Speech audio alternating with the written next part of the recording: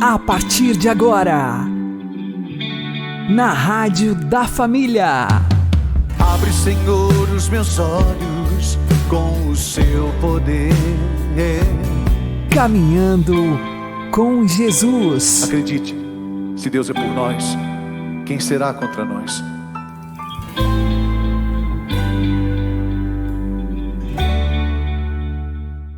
A paz esteja com você, meu querido irmão e minha querida irmã. Seja louvado nosso Senhor Jesus Cristo.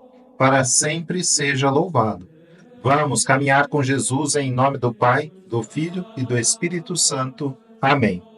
Inspirai, ó Senhor, as nossas ações e ajudai-nos a realizá-las para que em vós comece e para vós termine tudo aquilo que fizermos. Por Cristo Senhor nosso.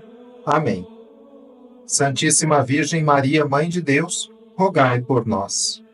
Castíssimo São José, patrono da Igreja, rogai por nós. A história da Chapeuzinho Vermelho está se reproduzindo no mundo de hoje.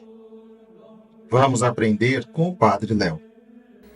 Hoje Maria e José estão dizendo: pai e mãe, vai atrás do seu filho, aonde ele estiver. Cria-o esticando o seu coração, porque senão depois o que adianta essas passeatas aí que a televisão mostra quando se tratar de uma menina rica? E eu não estou condenando a coitada dessa menina rica e nem de pobre, mas nós, se não vamos às causas dos problemas, meus irmãos, nós continuamos fazendo a história do Chapeuzinho Vermelho. Vamos ensinar para as crianças o perigo, o lobo mau. Quem é mau é o lobo. O lobo mau vive na floresta, ele é muito perigoso. A Chapeuzinho Vermelho era uma menina muito bonitinha, frágilzinha, muito obediente. E a mãe dela mandou ela levar uma cestinha de doce para a vovozinha que vivia sozinha na floresta. E ela foi. Mas o lobo mau chegou na frente, saboreou a velha, disfarçou de velha e ficou esperando a menina para o bote da menina. Sorte que chegou um caçador que há tempo de matar o lobo, tirar a velha inteira lá de dentro ainda, e salvou. Que maravilha. O único que presta nessa história, na minha opinião, é o lobo. Único, ao menos faz aquilo que é da vocação dele: comer. E o resto? Que mãe é essa que deixa uma filha sozinha atravessar a floresta perigosa para levar doce para a mãe dela? E era mãe da mãe, não era mãe do pai, senão ela não ia mandar doce, a não ser que a velha fosse diabética. Aí mandava, né?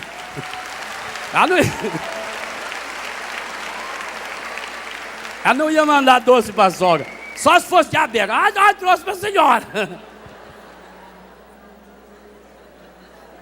Outra, que mãe é essa? E o marido dela, que a história nem conta, que tem coragem de largar a coitada da velha morando lá no meio de uma floresta sozinha? Com certeza era católica, porque a maioria das vezes que eu visitei asilos até hoje, eu perguntei: a religião é católica? E alguns daqueles velhinhos estão lá 2, 3, 5 anos e nunca mais recebeu nem a visita do filho, da filha. A história para pensar nisso. Larga a mãe lá, no meio do perigo, manda a menina aí. E outra, a menina nem conhecia a avó, ou a velha era medonha de feia. A menina nunca tinha sentado no colo da velha, porque não ia sentir aquele bafo. Nossa, avó, a senhora está meio diferente. Ô, gente, tem uma pequena diferença. O lobo, aquele orelhão, aquele focinho desse tamanho, A senhora parece que mudou, vovó. Ou talvez seja até por isso que deixaram essa velha morando lá. Que é, ô mulher feia, não pode ser outra coisa. Então nós pensamos, onde está a família? Onde está o amor aos idosos? E a primeira leitura dizia isso. Mesmo se estiver birutando, é seu pai e sua mãe. Mesmo se estiver caducando. A velha está lá. Nem sei quem é. Aparece um caçador, também não sabe quem é. Porque o pai estava onde? Se a mãe tivesse ido junto, talvez não tivesse acontecido o problema. Mas é isso que nós fazemos, gente. A história da Chapeuzinho Vermelho está se reproduzindo nesse mundo hoje. Delega-se tudo. Hoje a criança não começou nem a andar, já põe ela na escola, das 5 da manhã até as 10h30 da noite, que é para não ter problema. Eu não tenho tempo para ficar com meu filho. E final de semana eu contrato alguém, um babysitter, para cuidar do meu filho. O filho não sabe nem quem é a mãe. Ele chama uma gata de mãe, chama uma empregada de mãe, mas não sabe quem é minha mãe, meu pai. Não, porque eu estou trabalhando, nós temos que arrumar dinheiro para comprar doce, para levar lá para a velha da mãe. Nós não vamos na causa. Não é de uma hora para outra que transforma-se uma família. Quantas e quantas vezes, e nós que vivemos em Betânia sabemos disso. É cair, é recair, é levantar, é começar de novo. Às vezes você acha que a pessoa está indo bem, cai, levanta de novo. E o pai e a mãe tem que estar lá. Pai que é pai, mãe que é mãe, eles estão lá, mas estão lá firme. Eles vão atrás. Hoje a virtude que Maria e José está nos ensinando é pai e mãe, vai atrás do seu filho enquanto é tempo. Pai, tenha coragem de trabalhar 2 horas a menos, mas vai assistir o seu menino recitar a primeira poesia dele lá no pré-primário, com 4, com 5 anos de idade. Para ele é importante demais. Ele não está nem interessado se aquilo está sendo filmado, se tem 1 milhão de pessoas assistindo. A única coisa que faz o coração dele bater mais rápido é se ele olhar lá no meio e ver o pai e a mãe sentados. Vai atrás do seu filho enquanto é tempo.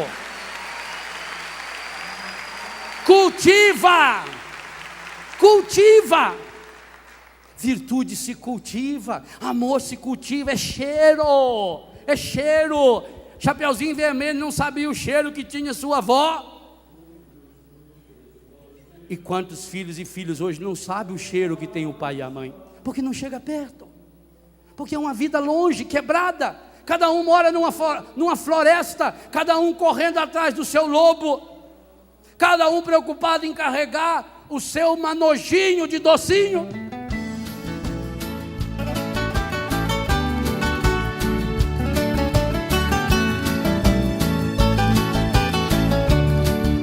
Que mundo doido a gente vive. Ninguém tem tempo pra ninguém.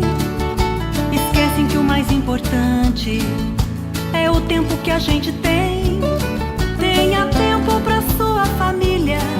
E não pense só o mundo ganhar. O que vale ter o mundo se não pode ter um lar?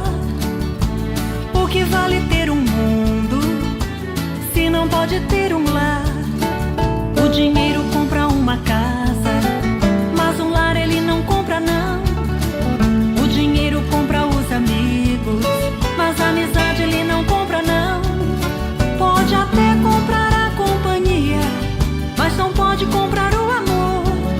Tenha tempo pra sua família, a riqueza de maior valor.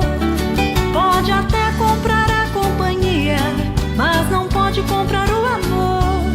Tenha tempo pra sua família, a riqueza de maior valor.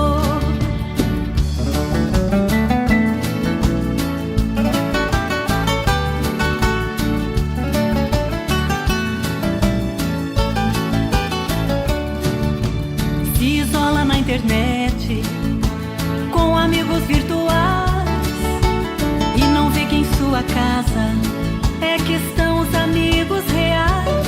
Tenha tempo pra sua família e não pense só o mundo ganhar. O que vale ter o mundo se não pode ter um lar? O que vale ter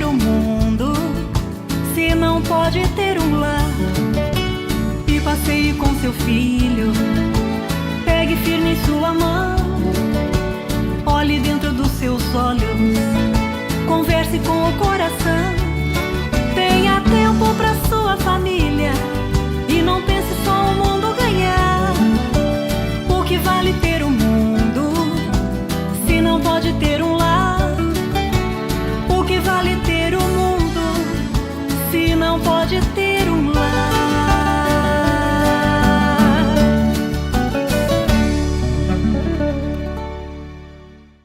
Caminhando com Jesus e o Evangelho do Dia. O Senhor esteja convosco. Ele está no meio de nós. Anúncio do Evangelho de Jesus Cristo segundo São Mateus. Glória a vós, Senhor. Naquele tempo apresentaram a Jesus um homem mudo, que estava possuído pelo demônio. Quando o demônio foi expulso, o mudo começou a falar. As multidões ficaram admiradas e diziam: nunca se viu coisa igual em Israel. Os fariseus, porém, diziam: é pelo chefe dos demônios que ele expulsa os demônios.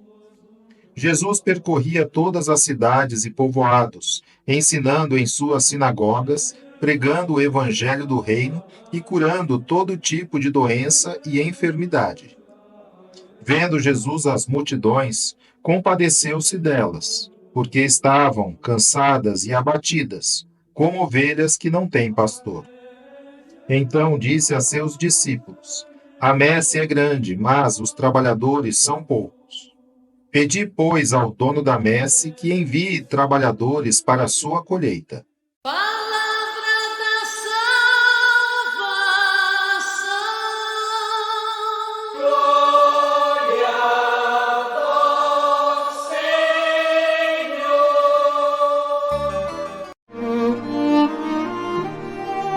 Agora, a homilia diária com o Padre Paulo Ricardo.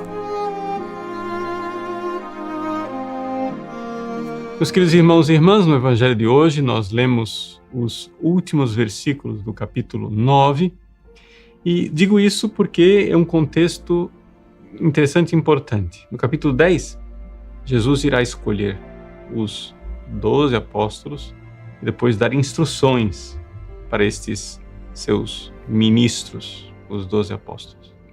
Pois bem, aqui Jesus olha para a multidão e se compadece.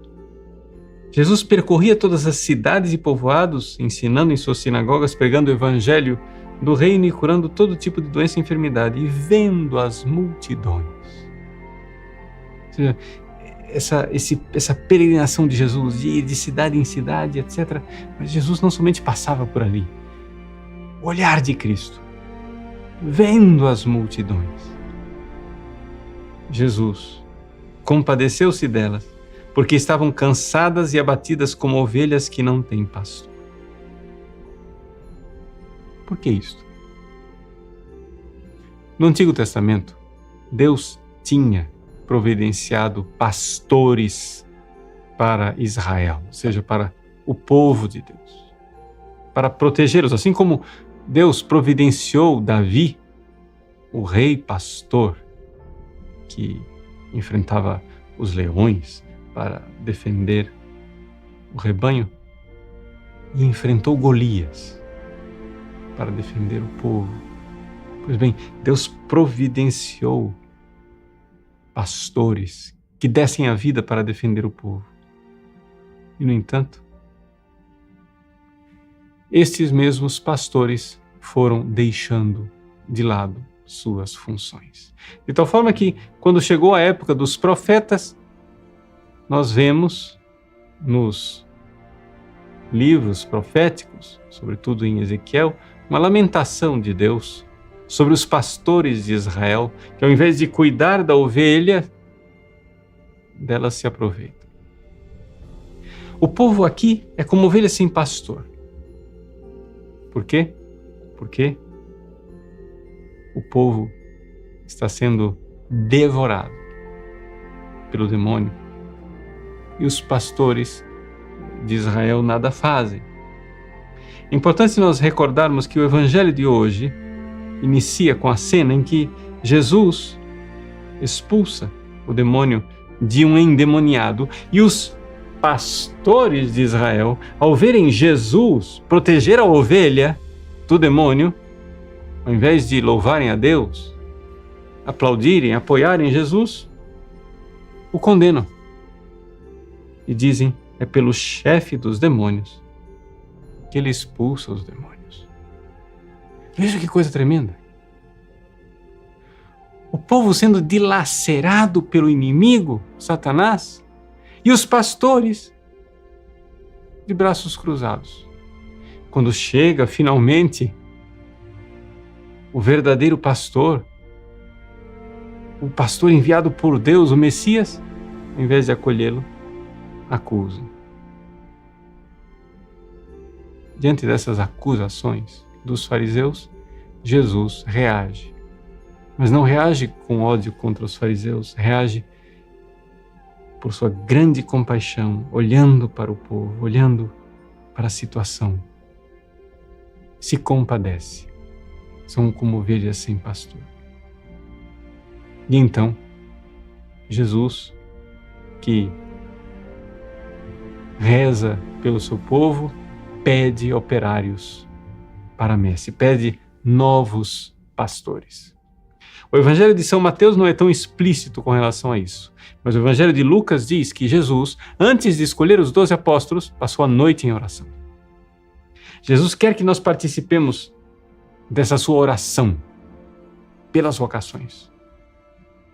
E por isso ele diz: a messe é grande, os trabalhadores são poucos, pedi, pois, ao dono da messe que envie trabalhadores para a sua colheita. É deste coração compassivo de Jesus, que olha para suas ovelhas que estão sendo dilaceradas pelo demônio e sem pastor, e que deseja e pede a Deus na oração que traga instrumentos aptos para que junto com Ele, unidos a Ele, possam redimir esse povo, que se dará a escolha dos 12 apóstolos e que se dá ainda hoje as santas e generosas vocações sacerdotais. Rezemos então, rezemos junto com o coração de Jesus, compassivo, pedindo a Deus santos sacerdotes conforme o coração de Cristo. Deus abençoe você. Em nome do Pai, do Filho e do Espírito Santo. Amém.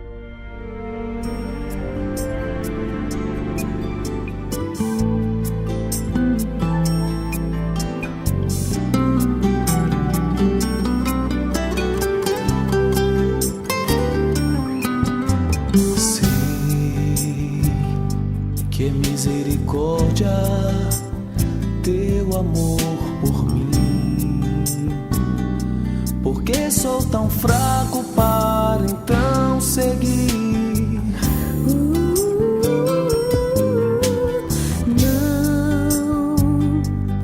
Não tenho nada em minhas mãos, como cego na estrada, nada de valor para te dar. Me leve em teus braços, meu bom pastor. Foi o meu cansaço que te atraiu a mim. Tantas feridas, tantas fraquezas que me levam a depender do teu amor.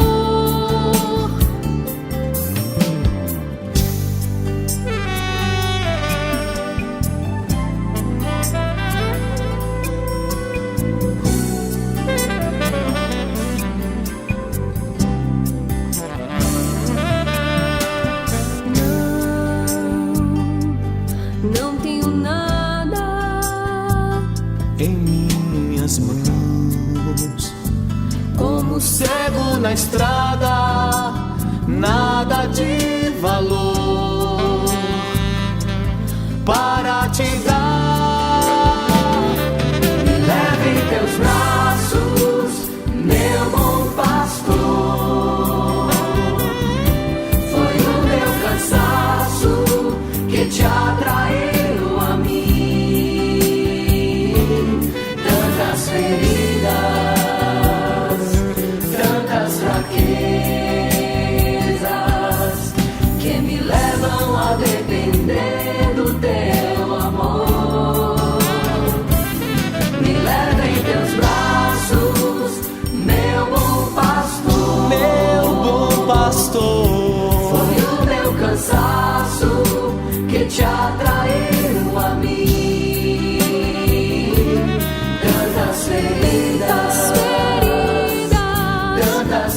tantas fragrâncias que me levam a depender do teu amor.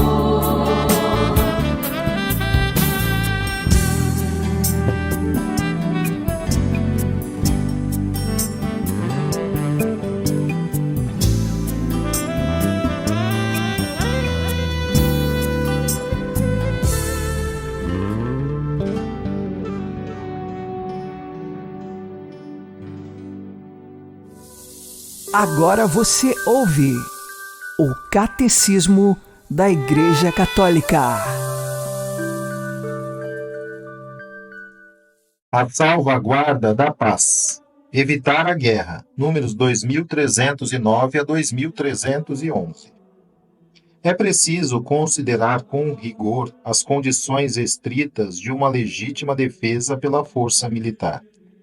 A gravidade de tal decisão a submete a condições rigorosas de legitimidade moral. É preciso, ao mesmo tempo, que o dano infligido pelo agressor à nação ou à comunidade de nações seja durável, grave e certo. Todos os outros meios de pôr fim a tal dano se tenham revelado impraticáveis ou ineficazes. Estejam reunidas as condições sérias de êxito.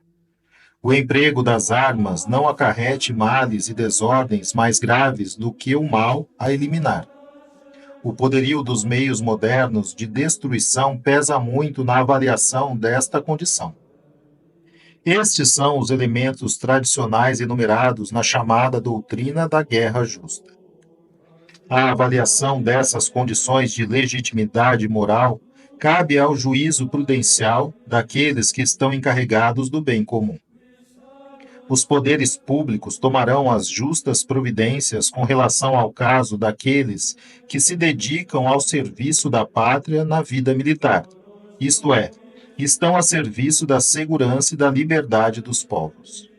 Se desempenham corretamente sua tarefa, concorrem verdadeiramente para o bem comum da nação e para manter a paz.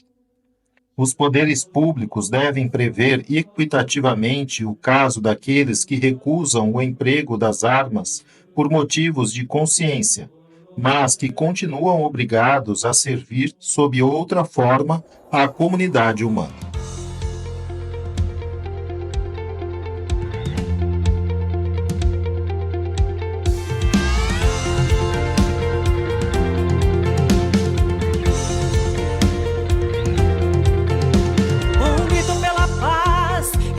Pelo ar, Ao Rei Jesus, ensinando corações o milagre de amar. ao Rei Jesus, O grito pela paz ecoa pelo ar, ao Rei Jesus, ensina os corações o milagre de amar. Até as nuvens que passam no ar irão se alegrar, pois sobre elas Jesus, nosso Rei, em sua glória virá.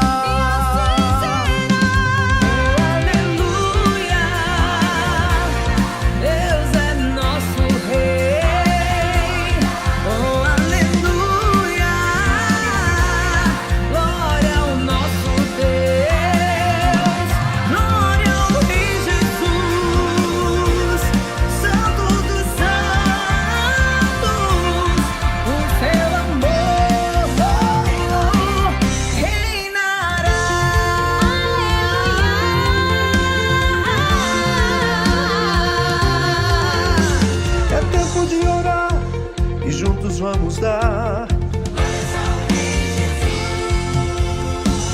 que desce sobre nós com júbilo e paz. Até as nuvens que passam no ar irão se alegrar, pois sobre elas Jesus, nosso Rei, em sua glória virá.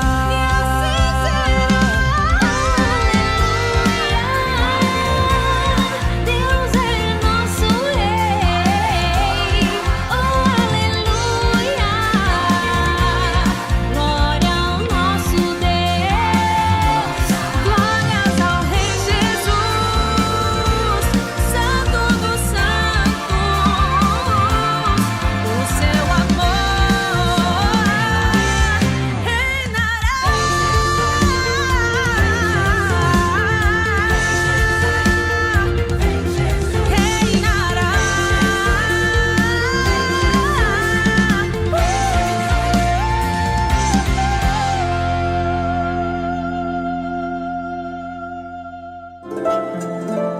O Santo do Dia, com o Padre Alex Nogueira.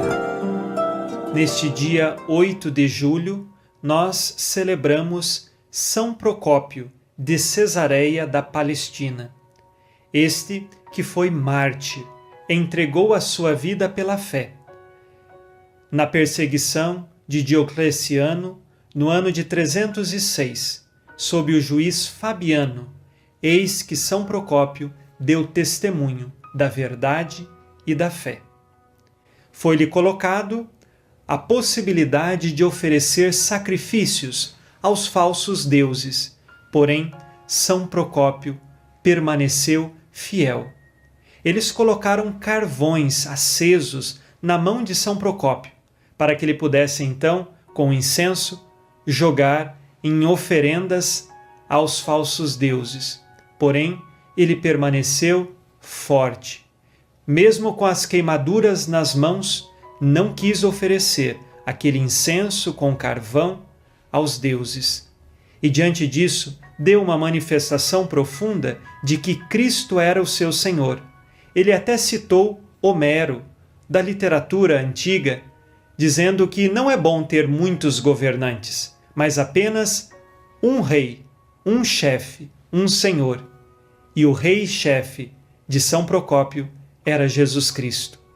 Nos ensina a amarmos a Deus sobre todas as coisas.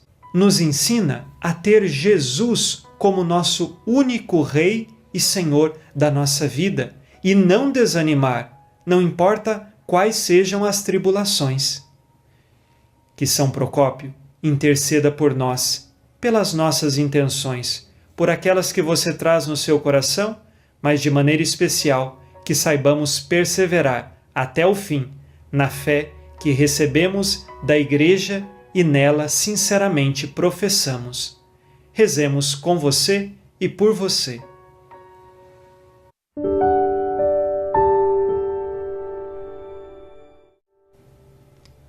Deus eterno e todo-poderoso, que destes a São Procópio a graça de lutar pela justiça até a morte, concedei-nos, por sua intercessão, suportar por vosso amor as adversidades e correr ao encontro de vós, que sois a nossa vida, que por suas preces alcancemos, segundo a vontade de Deus, o que pedimos em oração, por Cristo nosso Senhor. Amém. Ave Maria, cheia de graça, o Senhor é convosco. Bendita sois vós entre as mulheres, e bendito é o fruto do vosso ventre, Jesus. Santa Maria, Mãe de Deus, rogai por nós, pecadores, agora e na hora de nossa morte. Amém. São Procópio, rogai por nós. Que o Deus Todo-Poderoso vos abençoe, em nome do Pai, e do Filho, e do Espírito Santo. Amém. Que a paz de Jesus esteja sempre no seu coração.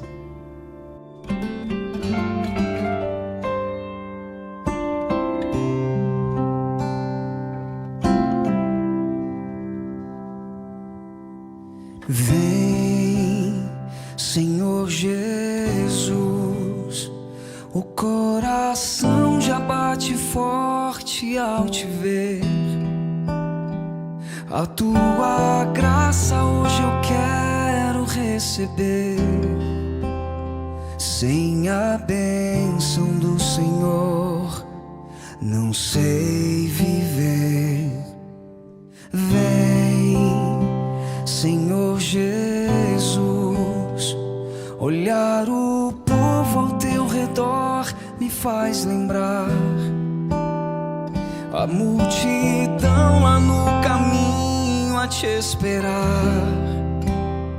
Vem, ó Santo de Israel, passar também nesse lugar.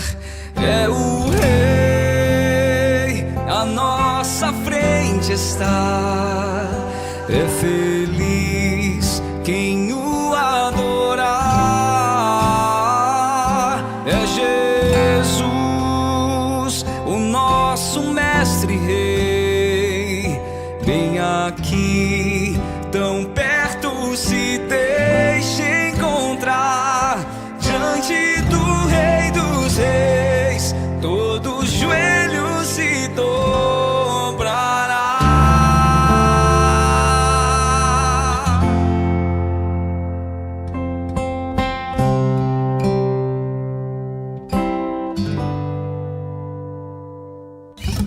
Vem, Senhor Jesus, olhar o povo ao teu redor me faz lembrar a multidão lá no caminho a te esperar. Vem, ó Santo de Israel, passar também nesse lugar. É o Rei, a nossa frente está. É feliz quem o adorar. É Jesus, o nosso mestre rei. Vem aqui, tão perto, se deixe encontrar diante do Rei dos Reis. Todo joelho se dobrará.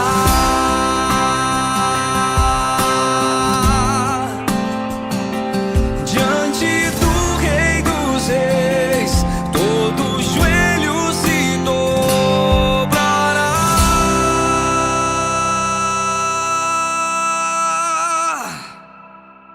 Você está ouvindo na Rádio da Família. Caminhando com Jesus. Ao contrário de Lucas e de Mateus, o Evangelho de Marcos não fala da concepção nem do nascimento de Jesus. Contudo, é digno de nota o fato de Marcos jamais mencionar José, esposo de Maria. Jesus é chamado o filho de Maria, da gente de Nazaré, ou então, no outro contexto, o Filho de Deus, em várias ocasiões. Estes dados estão em harmonia com a fé no mistério da sua geração virginal.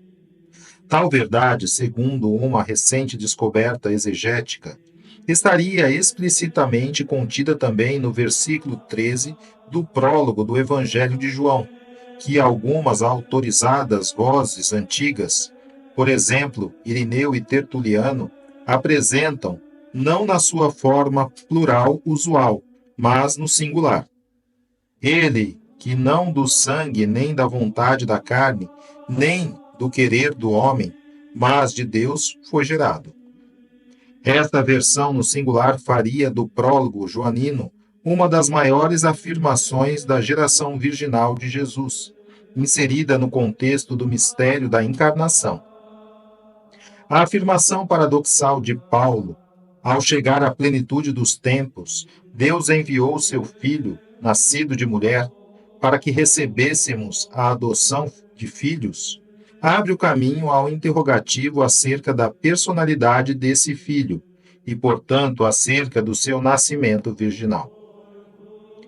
Rogai por nós, Santa Mãe de Deus, para que sejamos dignos das promessas de Cristo. O Senhor nos abençoe, nos livre de todo mal e nos conduza à vida eterna. Amém. E que Maria e José nos conduzam pelas mãos para que continuemos caminhando com Jesus.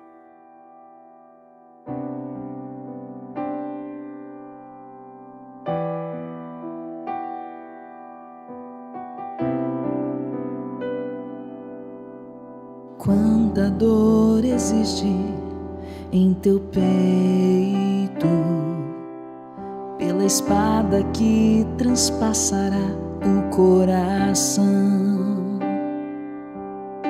Verás teu filho puro e santo, despojado de seu manto, suspenso no madeiro de uma cruz. Virgem das dores,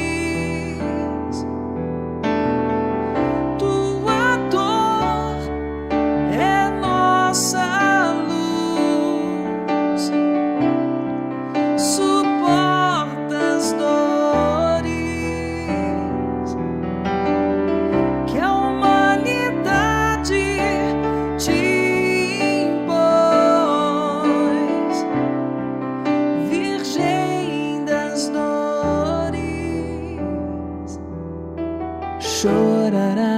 Jesus, o vosso Filho morto, alcançará a contrição dos meus pecados. Pela dor que experimentarás em meio a tantos tormentos, ser a nossa advogada. Amém. Ser a nossa